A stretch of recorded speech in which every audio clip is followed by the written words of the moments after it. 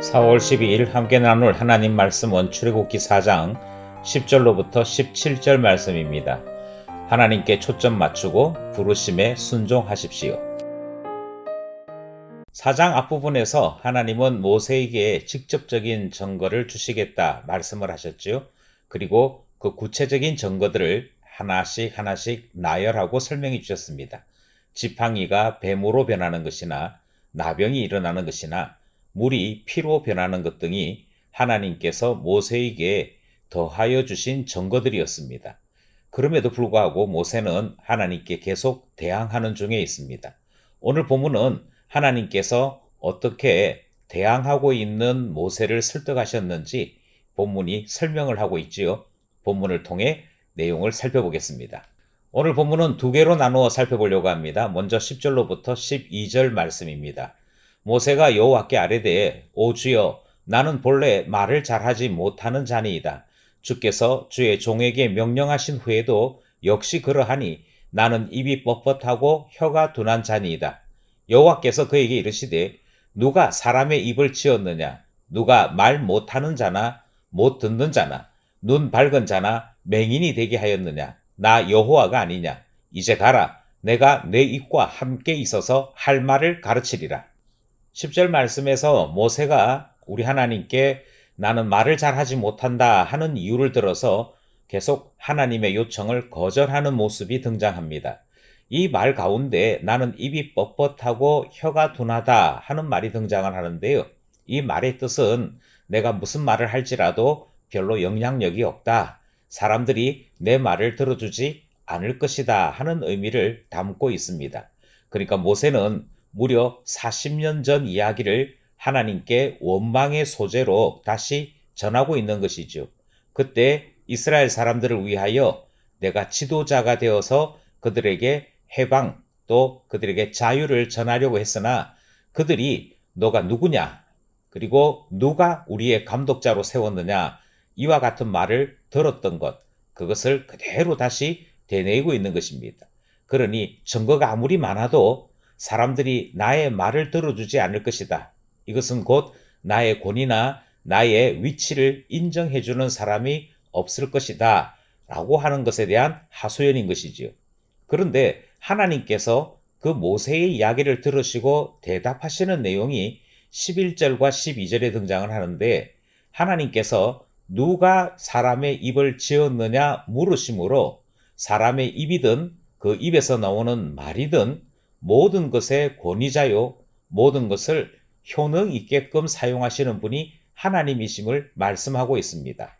그래서 12절 말씀에 보면 내가 너의 입과 함께 있어서 마땅히 해야 할 말을 직접 가르쳐 주시겠다. 그렇게 말씀하시는 내용이 등장을 하는 것이지요. 하나님의 약속이 여기에 나타나고 있습니다.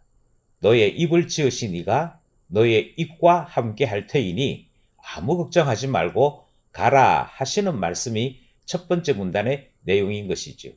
우리는 이 말씀을 기억하면서 하나님께서 우리를 사용하실 때 우리의 재능이 아니라 하나님께서 우리의 창조주 되심으로 하나님의 재능을 사용하실 것을 말씀하신다 하는 내용 기억해야 할 것입니다. 여기까지 첫 번째 문단입니다.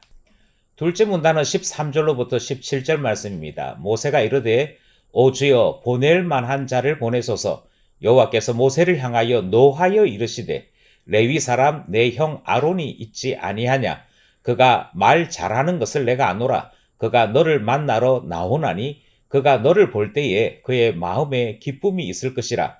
너는 그에게 말하고 그의 입에 할 말을 주라. 내가 내 입과 그의 입에 함께 있어서 너희들이 행할 일을 가르치리라. 그가 너를 대신하여 백성에게 말할 것이니 그는 내 입을 대신할 것이요 너는 그에게 하나님 같이 되리라. 너는 이 지팡이를 손에 잡고 이것으로 이적을 행할지니라. 둘째 문단에서도 역시 모세의 말로 출발을 하는데 그 모세의 말은 앞의 문단과 마찬가지로 하나님의 부르심을 거절하는 내용으로 출발합니다. 오 주여 보낼 만한 자를 보내소서라고 이야기하는 것이고요. 여기서 보낼 만한 자, 다르게 이기에 보낼 만큼 재능이 되거나 보낼 만큼 그 배경 출신이 될 만한 사람 보내는 것이 좋겠다라고 하는 이야기는 나는 하기 싫다 하는 의미를 담고 있는 것이지요. 그런데 14절 말씀에 보면 지금까지 모세의 이야기를 들어주시던 하나님께서 이제는 노하심으로 대답하십니다. 그러니까 이제 더 이상 이 어린아이와 같은 이 푸념이나 짜증을 하나님께서 더는 받아들이지 아니하실 것을 말씀하시는 것이고, 이제 이성적으로 합리적으로 생각할 때가 되었다 하는 의미를 담고 있습니다. 그리고 하나님께서 모세에게 대하여 하신 말씀은 너가 말하지 않아도 너의 입을 대신할 너의 형 아론이 있다라고 말씀하시는 것이죠. 이것은 모세만 사용하시는 것이 아니고 모세를 사용하시는 것 같이 그의 형 아론도 사용하실 것이라 말씀하시는 내용이 포함되어 있습니다. 그러니 하나님은 출애굽기 사건에 있어서도 팀 사역으로 일하시는 것을 기뻐하셨다 하는 내용을 확인하게 되지요. 하나님은 하나의 사람이 모든 것을 다 감당하는 것, 그것 기뻐하시지 않으십니다. 모세가 필요했다면 아론도 필요한 것이고, 하나님은 계속해서 모세의 입을 사용하실 때 또한 아론의 입도 사용하실 것을 말씀하고 있습니다. 그래서 너희들이 행할 일을 가르치겠다라고 말씀하시는 내용이 등장을 하지요. 뿐만 아니라 아론의 입과 모세의 입을 통해서 결국 백성들이 어떻게 하나님을 알아가고 하나님의 뜻에 순응하며 반응해야 될 것인지를 가르쳐 주시겠다 말씀하는 내용이 등장합니다. 여기서 모세는 하나님을 대신하는 자로 나타날 것이라 하나님께서 그렇게 가르쳐 주시는 내용도 등장하지요. 입을 대신하는 자가 아론이라면 그 입에 해야 할 말을 전하는 자는 모세이고, 따라서 모세는 하나님의 뜻을 직접 전달하는 전달자로 있을 것이라 말씀하시는 내용이 등장을 하는 것입니다. 그리고 맨 마지막 17절에서는 하나님께서 앞서 증거로 갖추어 주셨던 지팡이를 그 손에 잡게 하심으로 마치 왕이 왕의 호를 가지고 온 나라를 다스리는 것 같이 모세를 보내시는 그 전능자의 부르심이 있는 말씀이 둘째 문단 내용에 등장하는 것이지요. 하나님께서 너와 너의 입을 대신할 것이니 가라 하시는 오늘 본문 말씀입니다.